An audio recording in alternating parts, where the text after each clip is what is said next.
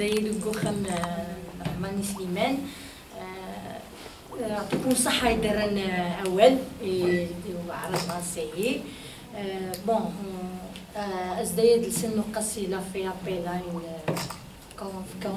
conférencière Sadia Axus, docteur en licence en littérature et civilisation, post-docteur en centre européen de sociologie et de sciences politiques, et chercheuse aux associations, au centre de recherche français au Jérusalem. Le thème de la conférence c'est sur la littérature de l'exil dans le champ culturel palestinien et israélien. Alors, c'est que maintenant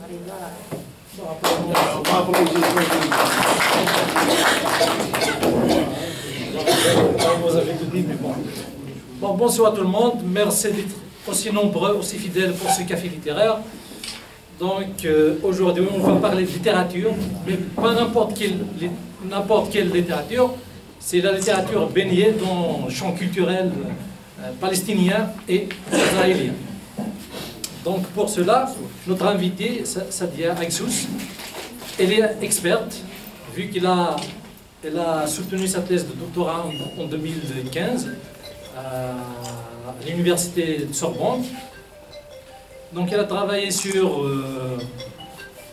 donc sa recherche elle est portée sur l'analyse et l'étude l'écriture romanesque en hébreu par la minorité palestinienne qui habite en Israël. Donc actuellement elle est chercheuse postdoctorale à l'école des hautes études sociales à Paris. Donc elle travaille un peu, ou bien elle fait sa recherche un peu sur la même thématique. Elle s'intéresse un peu plus à la traduction de l'hébreu vers l'arabe, et je suppose vice-versa. Surtout de l'hébreu vers l'arabe. L'hébreu vers l'arabe. Voilà. Donc, je ne sais pas si je peux ajouter des choses ou bien je peux passer la parole directement. Je préfère Azul. Merci beaucoup. Merci pour cette invitation à venir parler. Je vais essayer d'être le plus clair possible, même, parce que la littérature, on a toujours tendance à croire que la littérature c'est compliqué, mais la littérature c'est une des choses les plus belles que l'humain a pu, que l'homme avec un grand H a pu créer. Donc aujourd'hui je vais parler, d'abord je vais expliquer un peu qui sont les Palestiniens là. En 1948, quand il y a eu la création de l'État d'Israël, 700 000 Palestiniens ont été expulsés. C'est-à-dire on les a jetés dehors de leur terre, ils sont devenus des exilés, ou ils sont dans la diaspora, en Jordanie, en Syrie, en Égypte, en Cisjordanie, Ramallah, etc. Mais ce qui s'est passé en 1948 aussi, quand il y a eu la création de ce même État, un peu plus de 120 000 personnes sont restées palestiniens, et même les nains. Ils ont eu la chance soit de rester ou de revenir, de partir au Liban et de revenir. Et donc, à partir de ce moment-là, ils ont eu la nationalité israélienne. Mais ils subissent une ségrégation depuis cette époque. Par exemple, de 1948 à 1966, ils ont été... ils dépendaient d'un régime militaire. C'est-à-dire, tandis que les autres Israéliens, normal, à la fac, à l'armée, etc., les Palestiniens, ils vivaient dans c'était un régime militaire qui subissait. D'un village à un autre, ils ne pouvaient pas se déplacer. Il fallait l'autorisation d'un agent militaire pour se déplacer. Et donc là, on a affaire, je vous dis ça pour vous dire, voilà, c'est les Palestiniens, les Palestiniens de 48. Palestine, c'est ça ce que ça veut dire. Ils sont aujourd'hui quand même très nombreux, ils sont 2 millions en Israël, ils représentent 20% de la population. Un peu plus même 20% de la population. Et moi, je travaille sur leur littérature. Et pourquoi il y a le champ israélien qui est ici? Parce que, exactement comme nous, l'Algérie a été un pays qui a été colonisé par la France, donc on s'est retrouvé à être bilingue, même trilingue, même voire plus, puisqu'il y a le berbère pour certaines régions, il y a eu l'arabe aussi, mais il y a aussi le français. Pour les Palestiniens d'Inna, c'est la même chose. Donc, en Israël, ils sont obligés d'apprendre l'hébreu pour les affaires quotidiennes, tous les jours, pour aller au travail, etc. ce qui m'a intéressé, Niki, c'est de voir comment les Palestiniens hier, ils ont utilisé l'hébreu dans la littérature.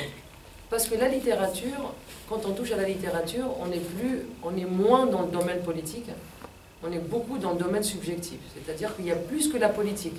C'est-à-dire que je vais pour écouter, qu'est-ce que l'écrivain a écrit de plus profond en lui. Donc voilà, c'est pour ça que j'utilise l'aspect subjectif. Mais tout est lié. Moi, je suis persuadée, comme beaucoup de camarades, d'ailleurs que je remercie tous les amis, camarades et tous les gens qui sont venus ici, mais tout est lié en fait. Et une des personnes qui a été très importante, Frantz Fanon. Tout le monde connaît Frantz Fanon Torah parce que Blida, l'hôpital Blida, c'est l'hôpital de Frantz Fanon. Déjà, il y a aussi. Ben, il était aussi. Mais Frantz Fanon, c'était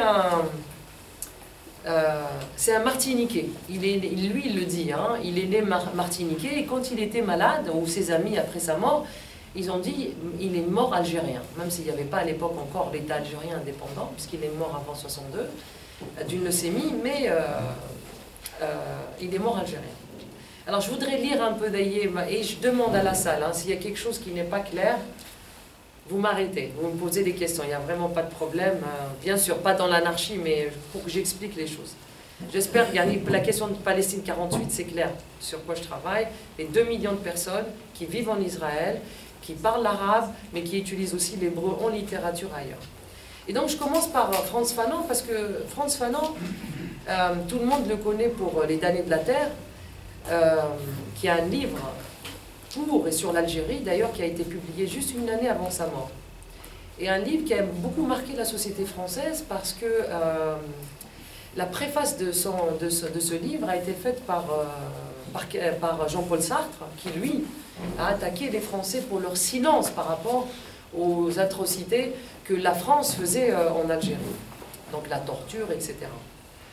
Et lui, Frantz Fanon, en tant que psychiatre, il a aussi étudié l'algérien en tant que torturé, mais il a aussi étudié le tortionnaire. Et il a essayé de voir un peu qu'est-ce qu'il allait aider celui qui est opprimé, celui qui est colonisé, à aller au-delà après l'indépendance, comment il se reconstruit. Et ce qu'il a trouvé, c'était la question de la violence. Mais la violence, c'est pas d'aller tuer. Mais par exemple, en Algérie, ce qu'on a eu, c'était la question de une guerre d'indépendance. C'est par ça qu'on peut voir la question de la violence.